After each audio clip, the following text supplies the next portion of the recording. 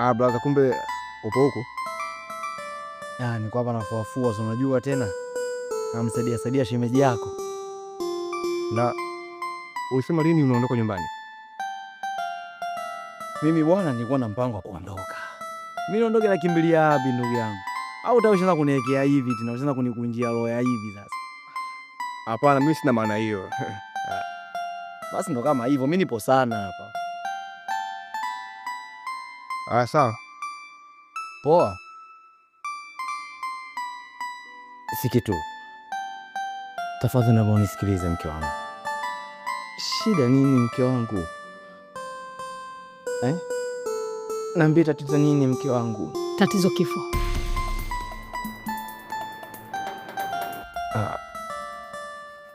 Kifo? Mbona kama sijakuelewa mama? Hujaelewa? Tatizo ni pesa zako. Pesa zangu zina nini mama? Unatupa wakati mgumu sana watu wa kujiuliza maswali. Kwa sababu kaniki wa jana sio kaniki wa leo. Tuachane na hayo. Vipi kuhusu mama yako aliyepotea? Mama mbona yupo? Unataka kuniambia yupo nyumbani?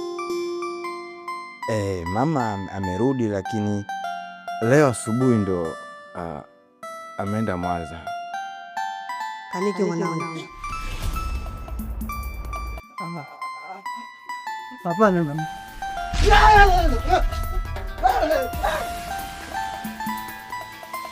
Kama karudi?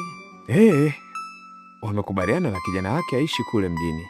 Basi inabidi niende nikamsalimie, maana ni muda mrefu sana. Unakumbuka tangu kipindi kile? Sio vibaya ukienda kumsalimia. Mimi naona nianze maandalizi ya safari ili niweze kwenda kuona Bi Kenzo. Sawa, hakuna shida kwenye hilo. Ulitaka nichangishe nini? Kama sio mchango wa kula. Kwani sisi tunalipa kodi mpaka nichangishe mchango wa kodi? Tena wewe ndio usisubutu kuongea hata kidogo, kwa sababu wewe njaa uiwezi. Funga domo lako. Lakini sasa umesikia shangazi? Kiukweli hapa nani sina tumezidi. Haya mambo kwa katoni hakuna jamani, hakuna kabisa. Ni huku tu. Mama mdogo, ukuwe basi. Hii si familia yako yote. Kitu gani wewe unakouna roho ya kuvumilia? Bibi wewe, kome. Koma. Tena koma mpaka zoe. Siwezi kukwambie. Wewe unachokulisa. Asilimani mimi nikanyaga hapa bwana. Shoga, mwanga wewe sio kakaangu. Niachie. Kwa ndo unaniacha. Inabidi niwahi. Sinajua mume wangu sasa hivi atakuwa amshamka. Naelewa. Lakini sijui nikueleza vipi. Unanichanganya. Unafanya nakuwa kama chizi. Kiasi ambacho mpaka kuna muda nasahau kama mwanamume. Nakusifia. Wewe ni mzuri. Mzuri ndani mpaka nje. Tafadhali usije kuniacha. Hili penzi ni moto. Linachanganya akili yangu. Take care. I love you. Asante. I love you too. Bye. Okay, bye.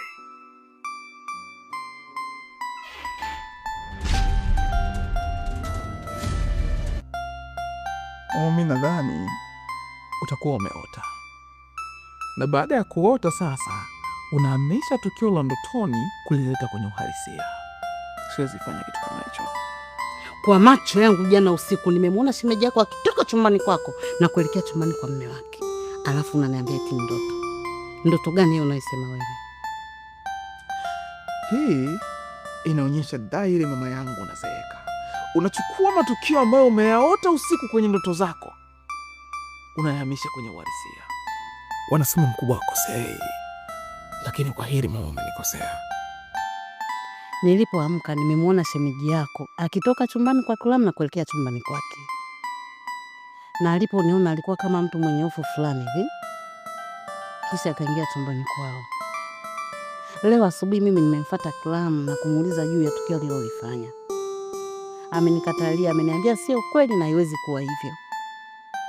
Anasema eti inawezekana ikawa ni ndoto niliyoiota na kuihamishia kwenye tukio la ukweli. Lakini mimi nikifikiria mbona sio ndoto? Ina maana inawezekana ikawa ni ndoto kweli? Au ndo tuseme siku hizi nazeeka vibaya, si eti? Mama mkubwa, hebu tufanye kama akijitokea kitu vile. Alafu hapa kitu cha kufanya ni kumwambia tu kaka kwamba arudi nyumbani kwake haraka. Alafu ya maswala ya ndoto sijui nini tuachane nayo mama. Shikamoo Katoni. Marahaba, mambo vipi? Poa. Katoni, ndo Nawaelewa sana ndugu zangu. Chumba chenu kile kule mwisho. Katoni, unatujua ndugu zako. Nimeipenda hiyo.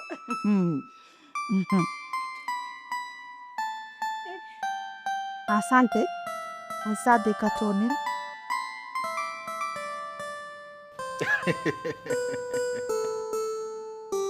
Mfumo ni ule ule.